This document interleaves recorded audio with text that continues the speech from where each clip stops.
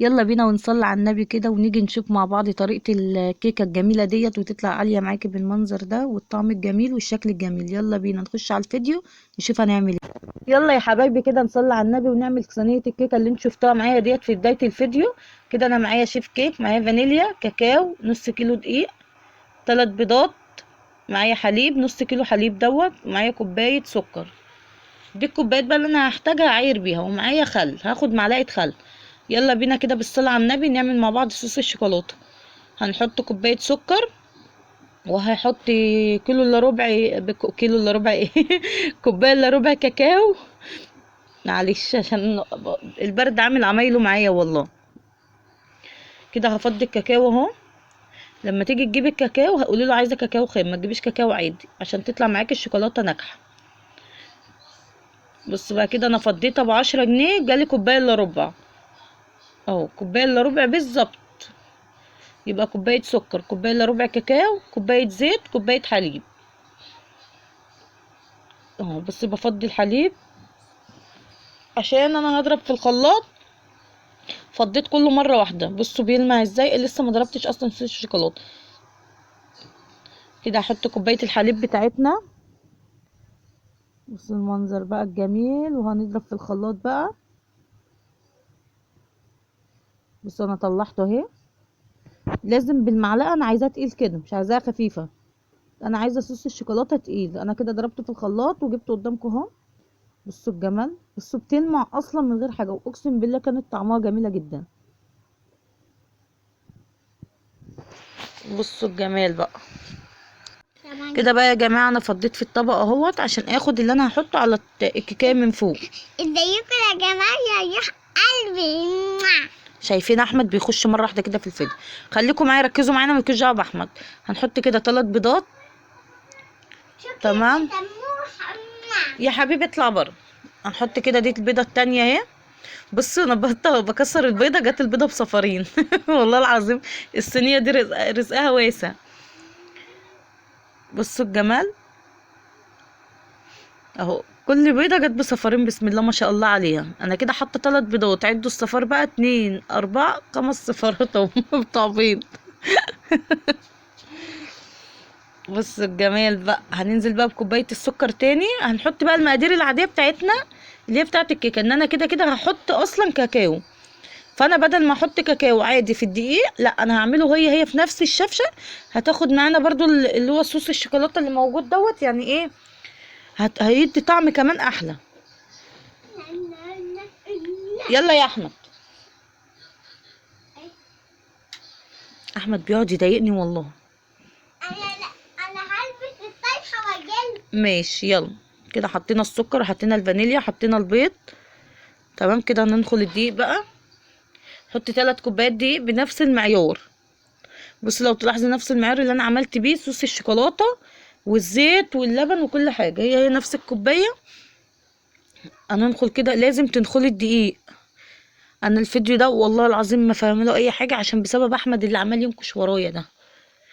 انتوا قدامكم الفيديو بقى وعارفين التفاصيل حط كده كوبايتين دقيق.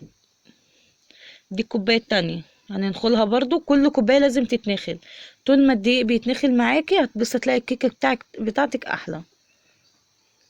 فانا ضربت ازيكم صوص يا الخليط جماعة. اهو. مش انا قلت لكم احمد مخليني مش فاهمه اي حاجه في الفيديو. يلا يا احمد اطلع اهو. يقفوا لي كده بيخلوني والله العظيم ما بعرف اعمل اي حاجه. انا بحب كذا مره اصور زي ما كنت بصور الاول عادي، اخرج كده عادي ونتكلم طبيعي، بس ما بعرفش بسبب الدوشه.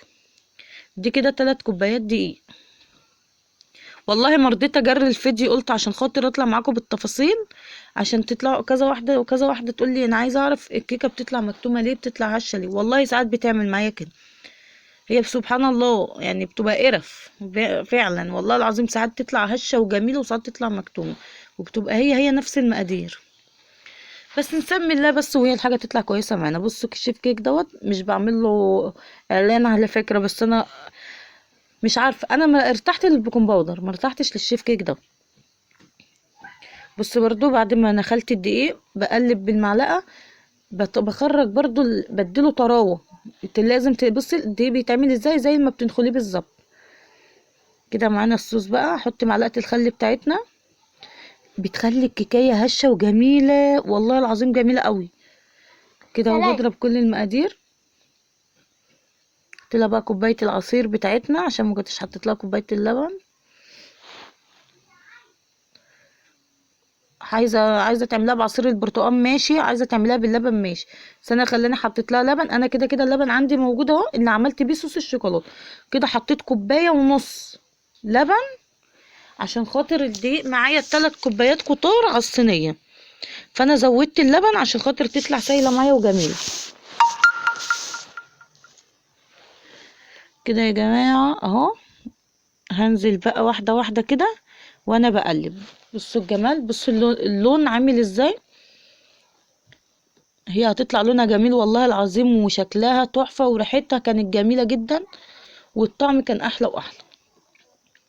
السكر ده حسب الرغبه بتاعتك، اللي هي عايزه تعمل صينيه الكيكايه، يعني عايزه تعمليها سكر عالي السكر قليل براحتك حسب الرغبه بتاعتك. انا كذا مره اعملها لهم هنا بالسكر العادي، يعني اللي انا اقلل نسبه السكر عشان صوص الشوكولاته، يقول لك لا احنا عايزينها برضو مسكره. بصوا كده تفضلي تضربي كده لما كل لو فيها تكتلات ولا حاجه تطلع منك كده. بصي الاول كانت تيجي تقول لك ايه، اضربي الكيكه اتجاه واحد، خليك اتجاه واحد. والله يا ما بتفرق اتجاه واحد ولا اتجاهين، اهم شيء المقادير تكون مظبوطه، وامشي ببركه ربنا هتلاقي الحاجه كويسه معاك. بص كده عندي محمد واحمد بقى، خلي في علمكم لما بعمل بالمضرب اللي في ايدي دوت، يقولك هاتي احنا عايزين ناكل اللي فيه، وبياخدوا العلبه مني من كتر طعمها وحلاوتها. بص دي مقاس الصينيه بتاعتي. الصينيه دي خدت 3 بيضات، 3 كوبايات دقيق، كوبايه سكر، كوبايه ونص لبن، كيس فانيليا، كيس بيكنج باودر اللي هو شيف كيك او بيكنج باودر حسب الرغبه اللي عندك ماشي. وحطيت كوبايه الا ربع كاكاو في صوص الشوكولاته، تمام كده. وكوبايه حليب، كوبايه سكر، كوبايه لبن. ده صوص الشوكولاته، تطلع بالمنظر الجميل اللي انا عاملاه دوت. يلا بقى نخش ندخلها الفرن. بص انا وريتها لكم ازاي، وتخبطيها على الصينيه او تخبطيها. بصوا بقى لما تطلع من الفرن جميله.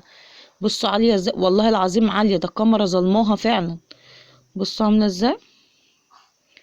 بصوا انا عماله بطبل لكم عشان ما حدش يقول لي دي مكتوم. قابلوا بقى الاستاذ احمد، قابلوه اهو. بصوا ما هو يديك البول اهو. بصوا البوسه دي رايحه لحد تاني والله، رايحه لحبيبته. بص كده اهي. بص طالما شقت كده بتبقى كده بتوريك ان الطريقه بتاعتها ناجحه جدا وهشه وجميله ومش مكتومه. عايزه الكيكه بتاعتك تطلع جميله اعملها بنفس الطريقه دي والله العظيم هتعجبك قوي.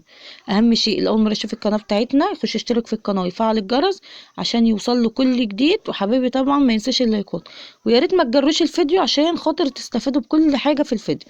يلا بقى نجيب صوص الشوكولاته، كنت حطاه في التلاجة. بصوا جمدت معايا وعملت ازاي، وبصوا اللمعه الجميله. يلا بينا ننزل بقى كده. بصوا الجمال، انا والله ما رضيت اجري الفيديو زي كل مره. هي كده سخنه خلي في علمكم، كده سخنه، بس انا قلت احط عليها صوص الشوكولاته عشان هو جمد معايا في التلاجة. انتوا عارفين الدنيا شتا يعني، بس انا لو ما شلتوش في التلاجة ما كنتش هلاقي شوكولاته.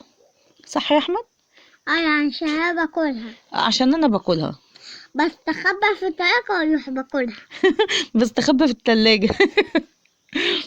بص الجمال والله العظيم، كانت ريحه وطعم.